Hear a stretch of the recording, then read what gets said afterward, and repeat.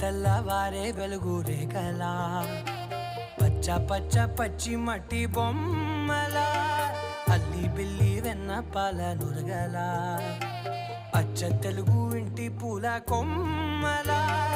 దేవదేవుడే పంపగా ఇలా దేవతే మా ఇంట అడుగే పెట్టెనంట బ్రహ్మ కళ్ళలో కాంతులే మా అమ్మలా మా కోసం మళ్ళీ లాలి పాడేనంట.